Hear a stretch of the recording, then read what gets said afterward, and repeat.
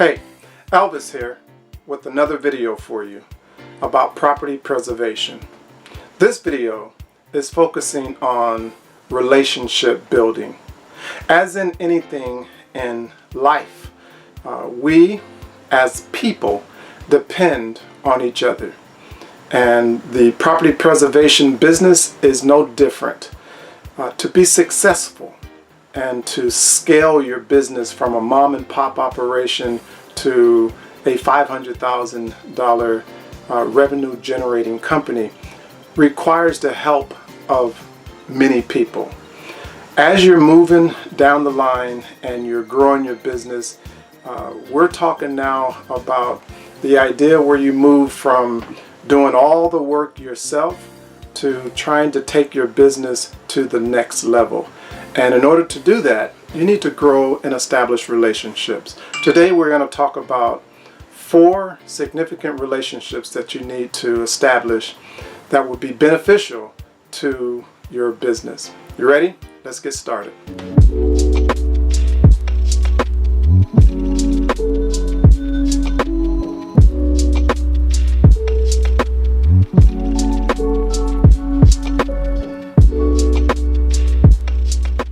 Let's get right to it. The 4 relationships that you want to establish as a property preservation vendor. Number 1, and it's not in any particular order, these are just 4 relationships that I had on speed dial. In fact, I still have these relationships and they're healthy to maintain as a business owner. And each business has its particular players or people who help you move through the processes regardless of what they are. Before I tell you the 4 different relationships that you establish, let me share a little story that I've shared previously. So there was this handyman. He went to a house and he went there to repair a cabinet or something, a door off of a hinge, right? And while there, the customer asked him, hey, can you do painting? Or do you know someone, and can you refer to me to someone that's painting? So he turns to the customer and he has this hat that has 4 bibs. You know what a bib that sticks out like a baseball cap? He had 4 of them. 1 in the front, 2 on the side, and 1 in the back. And the handyman turns to the customer and says, you need a painter? Takes his hat and he spins it around and it says painter, and the customer goes, ooh, you a painter? He goes, yes, I'm a painter. She goes, oh, can I show you something else? He goes, sure. She says, well, I need some plumbing work done too. He says, you need some plumbing work done? She goes, yes, I need some plumbing work done. You know a plumber that you can refer me? He turns his hat around again. He goes, yes, I'm a plumber as well. And she goes, wow, you're pretty amazing. She says, I also want to hang some ceiling fans and some remote control light switches. Do you know, or can you refer me to an electrician? He turns his hat around the 4th time and it says electrician. So, you know, as humorous as that can sound or be, or cartoonish as it is, it's not cool in real life. To be a jack of all trade says a lot about the person and the integrity of the person. It's not cool to try to be everything to your client. The best thing to do on so many different levels, we can just talk about one level, which is legality. You are wise to establish the right type of relationships with licensed people to do certain tasks. So let's get with it. The 4 relationships that are healthy and wise for a property preservation vendor to have, but 1 is a plumber, a master plumber. I've gone to many houses where the house was flooded and the situation was behind the wall, in some cases where the shower once was. And in those instances, it's best that you hire a master plumber to correct that situation, because if you correct it and it leaks again, guess who's liable? You. I'm trying to point you. You. Can you see my finger? I'm pointing directly at you. You're liable. But if a master plumber comes and do it, one, it shouldn't be an issue. And two, if there is, guess who is responsible? You got it. That master plumber. You can pass that responsibility on to a third-party person. You get the idea? You see where we're headed? All right. Relationship number 2. Roofers. Establish a healthy relationship with a licensed roofer who does local work. They are invaluable. They are very, very beneficial. So as a property preservation vendor, you can do a tarp.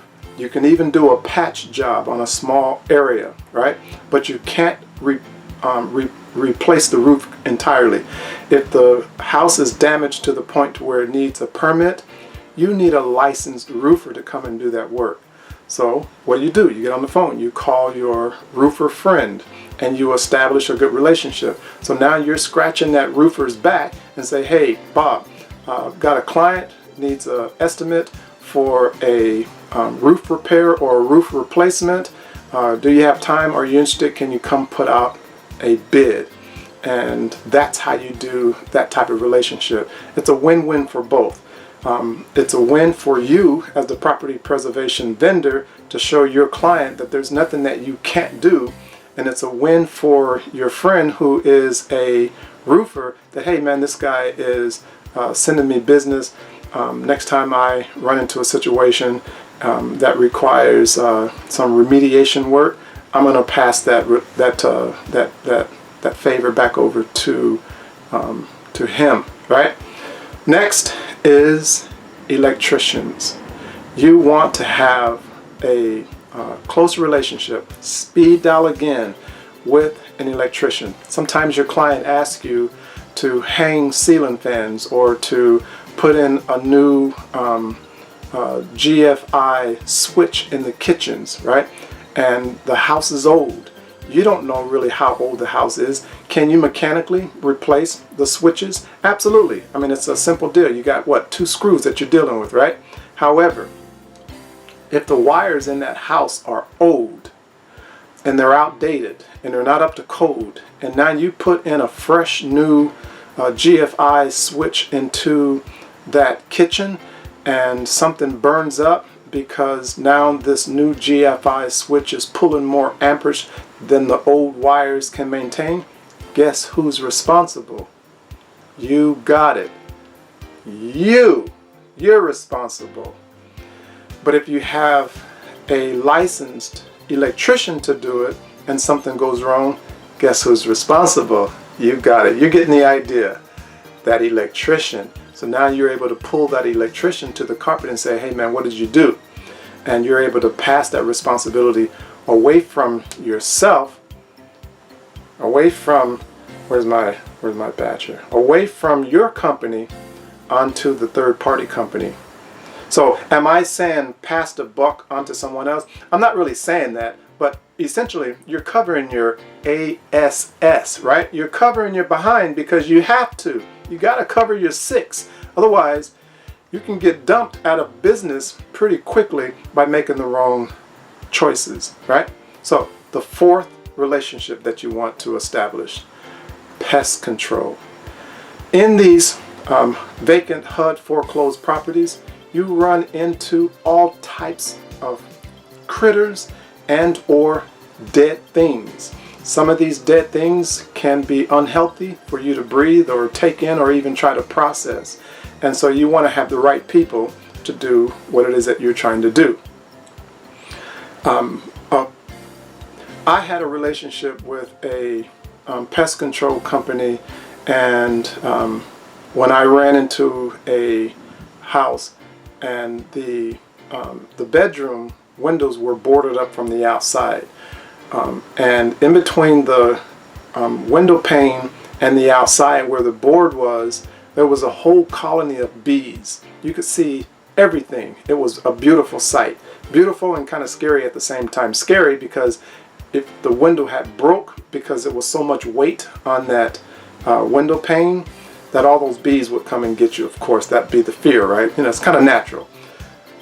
But this beehive guy, he saw a benefit, and the benefit was he would extract the bees gently, right, and take the whole nest down, and the honey he would extract and separate it from the comb, and the comb he sent to Catholic churches, and they made wax out of it. So it was a win-win-win. So he didn't destroy the bees. He allowed the bees to escape, took the honey, and processed it in a healthy manner, right?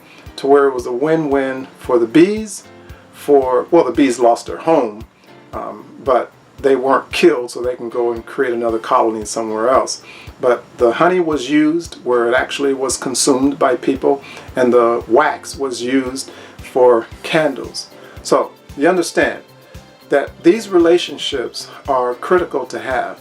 Had I tried to take the beehive out myself, could I have done it? Absolutely, yes. Remove the board and spray some Raid all over the bees and hope for the best, right? No, you don't want to do that. That's not smart. Nor if you're allergic to bee stings, that's kind of, you could get killed, right? Depending on how much poison they put in you, whatever you call it, bee venom or bee pollen that goes into your system. It could be kind of lethal for you, right? All kidding aside, here's the deal. Relationships. You got to establish the proper relationships with the proper people in order to scale your business. So again, from the top, we have plumbers, we have roofers, we have electricians, and pest control. These are just 4 relationships that I still have close relationships with today. And I added a 5th one, which is a general contractor. There are times when all 4 of these individuals are needed, and I have them all on speed dial. It makes total sense. It helps with growing your business and growing their business, and everyone benefits in the end. All right? So, relationship building. You must have other people. We call them third party. The more that you're able to use third party relationships, the healthier and more intelligent and more favorable your business comes across. So when I do indoor air quality control, I use a machine, and inside the machine I use cassettes, and I take a sample of the air on the inside of the house, and I take a sample of the air on the outside of the house, and I send the cassettes to a lab, and the lab determines if the house is healthy or if the house is not healthy. Again, this is Elvis with Emergency Management Restoration. As you're building your property preservation business, you want to establish relationships. Now, if you choose not to have the 4 that I have chosen, or the 5 including the general contractor, that's your prerogative. I'm only telling you what's worked for me. And having a plumber, a roofer, electrician, a pest control person, and a general contractor on speed dial has allowed me to scale my business from a mom and pop to having over 12 subcontractors in the field doing work for our business. It has served us well. So, again, plumbers, roofers, electricians, pest control, and even a general contractor. And there could be more, but these are the 5 that I had and have a strong relationship with, and it's been a healthy, balanced relationship that has allowed me to scale my business from a mom and pop to having over 12 different subcontractors. So we've grown, and it's a beautiful thing. And I hope that you consider establishing these relationships or types of relationships that you feel are pertinent, that would be beneficial to you and your business. All right, so now you know what I know, and I'll see you on my next video. Have a good day, night, or evening. Talk with you later.